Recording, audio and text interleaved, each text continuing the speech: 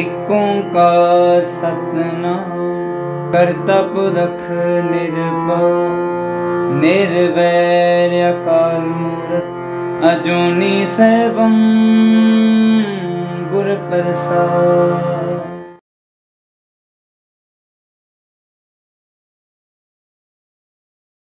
वाहिगुरु जी का खालसा, वाहिगुरु जी की फतेह।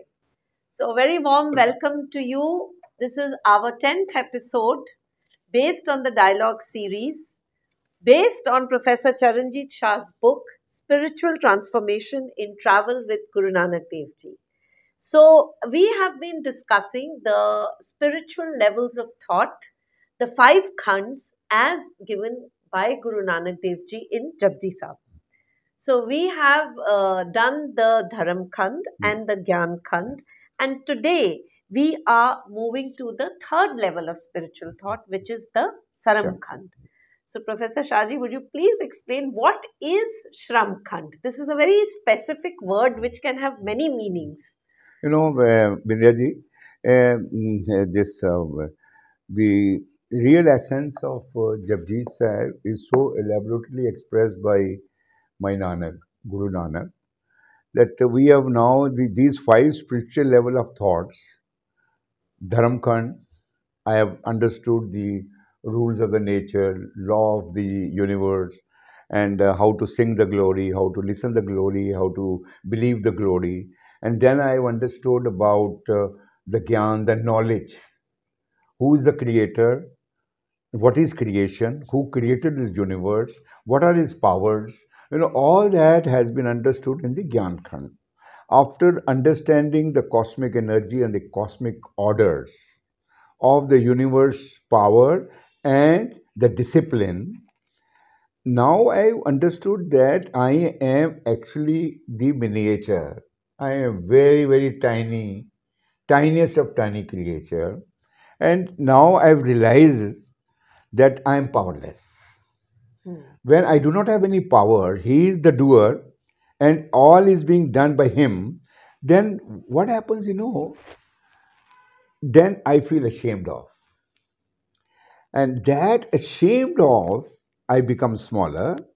That helps me in putting the ego, the 5 vices away, and I start doing chiseling out.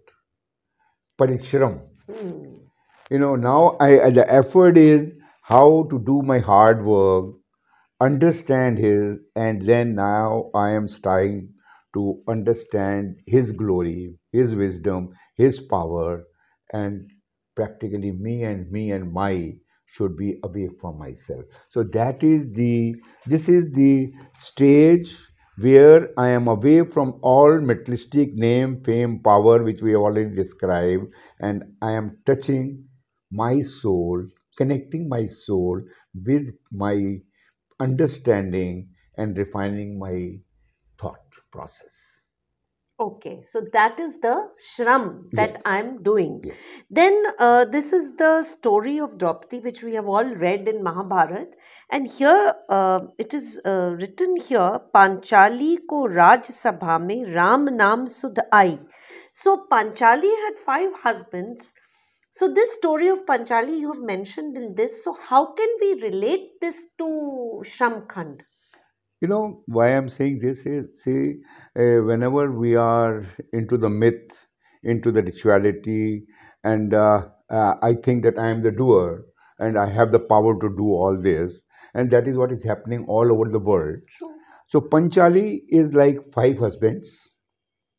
She is the most powerful woman, I would say, where if I have one husband, I think that I am protected. I am safe. Nobody can play with me or with my this thing honor. And Panchali, Nikul, Sadhev, and Yudhishthir, Arjun, and Bhim, 5 big ones, the powers, 5 husbands, but they lost Panchali into the gamble. And the other side is the Duryodhana.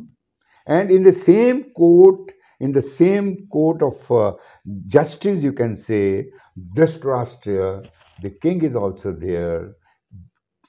all 5 husbands are sitting, but the Dronacharya and his brother started pulling the sari of Draupadi. And nobody can save her. Nobody could speak a word because they were all bowed down. And Panchali cried. Draupadi cried. She said, "What the hell? What are you doing? You please help me out. You all sitting here, Dronacharya, Kripacharya, you are the wisdom of purity and sincerity and all that. And this is happening in my own father-in-law's court." She cried in a very, very, I would say, worldly manner that all these are his own people. But mind it, in this worldly power, name and power and this thing, no one is yours. Then said, oh, when she couldn't get any response, then she said, okay, I am here with my own strength. I will uphold my sari. And she upheld her sari with 2 hands, putting all the pressure and seeing that they cannot pull my sari. But after some time, she said, okay, let me pray to my God, the Krishna. She started praying with 1 hand, and nevertheless, she said, okay, let me hold my sari also. She said this, Krishna, please help me out. The God didn't. But once she again left the other hand also, and she just said, oh, please, my God, Krishna, please come and help me. That was a total surrender. When she did the total surrender, the Krishna said, I was just waiting for that moment that my disciple surrendered and gave freedom to me to act. Krishna came. And he intervened. She was saved from all the humiliation. So that is what Panchali ko Raj Sabha mein Ram Naam Sud Ai. She could attain the name of the Rama, attain the name of the Krishna, attain the name of the Almighty Lord. And Almighty Lord, that's why he says, Satgur Kot Panda Aage Hue Let Hai. You just remember him once, he millions of time or millions of strength, the God will give you and protect you from all the evils. Gur mere sang sada hai nale, simar simar tis sada samale. Now I think I'll just narrate how the Guru can be with you.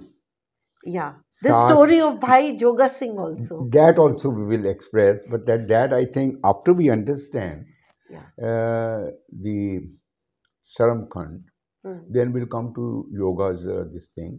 SARAM Khand ki Bani Roop. Now this is, he says, it's like SARAM Khand ki Bani Roop Titha Ghadat Ghadiya Bahut Anoop. Now, this is a wonderful stage of spiritual level of thought where you are, ghadna means chiseling out. No, sharpening. Ghadna, pencil ghadte the hum na, to pencil ghad lo. So this is the crudest Punjabi language which Guru used, village language. Titha ghadat ghadiya. You chiseled out, you sharpened your mind and thought to become Anoop. Not only Noop means beautiful, but most beautiful. Titha ghadad gadiya bahut Anoop. Then he said the people who have been chiseled out, who have chiseled out their soul to be with the Almighty Lord, takiyan gallan kathiya na jaye. You cannot describe them in words. Takiyan gallan kathiya na jaye, je ko ke piche pachtaye. If somebody describes a person who has chiseled out himself as his personality to be always be with his Almighty Lord, you cannot describe. When somebody describes, he will say, oh, I have done something wrong, I should not have done it. Takiyan gallan kathiya na jaye, je ko ke piche pachtaye. No, the Guru says this, then this Guru says that takiyan gallan je ko ke piche pachtaye. Now he says, titha ghadiya. What are you chiseling out? So chiseling out means, if I am sharpening my pencil, I am sharpening my soul, I am sharpening my mind, I am sharpening my intellect, I am sharpening my consciousness. Titha ghadiya surat mat man buddh. Now see how beautifully Guru Nanak is narrating in one line. Yeah, such a short, such a strong words all put in one. See the assembly, you know, it's so beautifully. You are right. You are a prose lover. You are a poet. You just see how poetically Guru Nanak wrote, and what are the prose levels of thought that he has narrated, and make a gist of it. Titha ghadiya surat man mat buddh. Titha ghadiya sura sudha ki sudh. So that is the beauty. And once I understand that I am chiseling out, and I feel ashamed of कि यार मैं इंसान था, मैं क्या करता रहा. जैसे मुझे शर्म आएगी ना, तो मैं श्रम करूंगा. It's like complementing and supplementing. Being ashamed of and working on oneself. Yes. And once you feel ashamed of, then you say now improvement. I feel ashamed and I start chiseling out. मैं अपने मन को साफ कर रहा हूँ. तो जिस वेले मैं करना चालू करता हूँ, that's why I'll say that is all these saints and sages, हर जन हर अंतर नहीं नानक साची मान. जो इस stage में people who reach out to that space, that is like Prahlad. You narrated that. Yeah. I think there is that story of Prahlad and Bhai Joga Singh in this chapter of yours. So now on when I say Prahlad, then in Gurbani, Guru Nanak says, Har Jug Jug Bhagat Upaya. In every yuga, there is some sort of a Bhagat, some lover of the God, jo attain. They appear to remind us. Yes, remind us. Har Jug Jug Bhagat Upaya, पैज रखदा आया राम राजे. और उनकी page कौन रख रहा है? भगवान राम रख रहे हैं, प्रभु रख रहे हैं. तो नाउ इसे हर जुग जुग भगत उपाया, पैज रखदा, उनकी पैज रखना मीन्स उनको बचाना. Who is being bestowed by the Almighty. हर जुग जुग भगत उपाया, पैज रखदा आया राम राजे. हरनाकश, father of Prahlad, who said that I am the God. Prahlad said no, God is only one. You are my father, but you are not God. Then he said, okay, I will see that God will not protect you. So हर जुग जुग भगत उपाया, हर जुग जुग भगत उपाया, page रखदा आया राम राजे. हर नाकश दुष्ट, हर means Hari, मारया प्रहलाद तराया. No, हंकारियां निंदका पीठ दे, नाम दियो मुख लाया. The two great people in one Shabad, one is Prahlad, other is Namdev. Now, Namdev, when in Maharashtra, he was from low caste, Shudra, and he went to the temple and he thought his shoes were here. He said, somebody might take my shoes away. He came to the temple being a Shudra and also with shoes in, the custodian of the Lord. The Brahminhood, the Pandithood, the priestlyhood, they caught hold of him, beaten him badly, and thrown him out at the back of the mandir, the temple. And what happened, when he was thrown out, Guru, the God, was seeing all this natak, this episode happening. Then he says that, Hankariya Nindaka Peeth De. These Hankariyas are the Brahminhood, the priestly crowd. Or Nindak means the criticizer of the Lord himself. God gave him the back. And God came in rescue to the Namdev.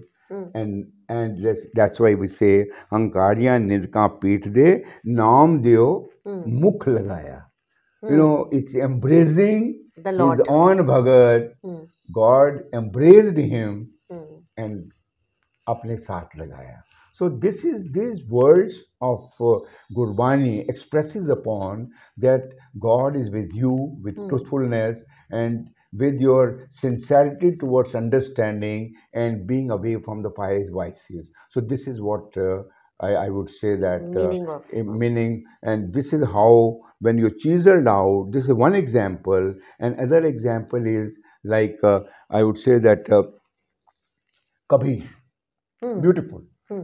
Ganga की लहरों में टूटी जंजीर. That is You know, a very now nice Ganga की लहरों में example. टूटी जंजीर मृगशाला पर बैठे Kabir. Please explain this, You Professor know, Shahji. it's actually that it can be narrated in both ways. One is that as if Kabir was thrown into the river and you know, being criticized by other people because he was, you know, a Julaya, a weaver from downtrodden, and the high priest class always against him, and they thrown him out in the Ganges, and with the chains on, with a stone, then so that he can just drown. But did he drown? But no, I mean, I am not going into that part of it, but that is what the Shabbat says, that all his chains were broken and he came floating. It's like that if a flask or a glass full of milk is there, and if I would put anything in, it will get practically drowned into the milk. But if I can float like a flower On top of it. on top of it, that was what Kabir was. And that is there, that all your chains of five vices, all your chains of materialistic attachment will finish, and you will be like in a attached manner. In the attached world, you will live absolutely in a detached manner. So that is the power, that your chains are broken of the attachment, and you are absolutely detached within the family life. You are detached from all these so-called as the evils of the society which bind you together. That is more. That is more. And One that of the is the five vices. constant chiseling out one has to do. Yes. It's a constant process. It's not a one-day thing. Is constant means it is practically all these bhagats, is their way of life, because that is why we say art peher. See, there is no worship that I only worship in morning, I worship only in the evening, or I do only 5 namaz. It is 24/7. It The is your Allah has thought. to be within you all the times. The Vaheguru has to be with you. You need to travel with him 24/7. That is why, you know, I generally say that saas simro gobind man antar ki utray chint. So that is what is you know, the greatness in the when you do this parishram, you come to this stage. And lastly, I think you wish to talk Yes, about there is the story of Bhai Joga Singh also, which very clearly explains, you have written here, that he had gone to his village for his marriage, but Guru had said, when you get my message, you please come. So he left his marriage in between and went. But then Guruji also saved him, right? From his own ego, from his own... because when he was going back, the story goes like that, na? He was going back and he had left his marriage in between, but he was still thinking of women. There was the prostitute that was going on in his mind. But Guruji appeared. What happened exactly? So it's like, you know, I would say that once you are onto this path of truthfulness, say my consciousness or my subconsciousness, ik man, ik chit, they practically come together, and then you become like a saint. But definitely the evil sometimes dominate. The five vices sometimes again empower you, and you get, it's like slipping over. Yeah, you go off track. Yes, you're slipping over the track. Never mind. You know, this mind is full of thoughts and full of things together. So that is what happened with Bhai Joga. When Joga left with the permission of Guru Gobind Singh Ji from Guru's place to his village to get married, the Guru only said one thing, that okay Joga, you are going, but when I call you, please come back. Yoga said okay. The Guru was, you know, like a testing Guru. He said, okay, let me see how is my disciple has really learnt over on this. Then he sent a person with a slave, and told him that you just give this slip when he is taking the marriage ceremony and the and Anand Karaj, and give him at the third or fourth Anand, Lama, and let us see what he does. When he gave the slip to Bhai because Bhai is called as is his Guru ke Joga. You know, so when he got that, he said, "Oh, Guru has called me." So he said, "No, I have to go." He And left. all his relations said, "Just wait for another 2 minutes and let the marriage be over." And he said, "No, I have got this message and I promised my Guru that I will immediately come whenever you call me. Now he's called me, I am going." He started going back. He just ran and went and went and went and in the mind, that is what five vices are, or the ego, the calm, krodh, the low, moh, hankar, all that come. The ego came in and said, "Oh, I have done a wonderful job. I will get a big award from Guru that I am so obedient. I have left my marriage. Such a big I've come back." sacrifice. Huh. So success, a Guru will say, "Oh, you are a great man." So this thing was coming in his mind. The Guru is a testing platform. And Guru said, "Okay, let me see." Then he just, through his mind, he saw a prostitution center, a place, and he said, "No, I'm tired, but let me, just visit this place and have the leisure of the calm, the sexual desire." But once he was going there, whenever he step out to that place, he could see Guru standing twice, thrice, 4 times, or many times, and the barrier of the Guru in the shape of Guru's face was coming in between, and Guru stopped him doing this evil. And he reached the Guru's place, and the Guru said that I have come. What Guru said, "Yoga, you really troubled me too much. I couldn't sleep the whole night saving you there from that place." So that is how, if you see that if I am a true disciple of Guru, that is, we narrated in the last, who is a Sikh, Yes. like a good Sikh, Yes. the Guru yes. is with you and Guru saves you. This is the third stage, which we call it as Sharam Khand. One is Sharam, ashamed of, and now I'm trying to chisel out, and once I've chiseled out, then that is why we say in this stage, Har Jan, Har Antar Nahi, Nanak Sachi Man. And that is again what is written here is that, ਤਾਂ ਕਿਆ ਗੱਲਾਂ ਕਥੀਆਂ ਨਾ ਜਾਏ ਜੇ ਕੋ ਕੇ ਪਿੱਛੇ ਪਛਤਾਏ. It cannot be described, and that is Sharam Khand. And I think hopefully now finished here. Yes, and it is we very will go to the next nice. stage, that is Karam Khand, Yes. and then the reach of the house of the Lord, Sach Khand. Yes. So I think we can. Yes, I think we can end here. we Thank you conclude very here. much. Yeah, And Vaheguru ji Ji का ka Khalsa, Khalsa, Waheguru ji की फतेह.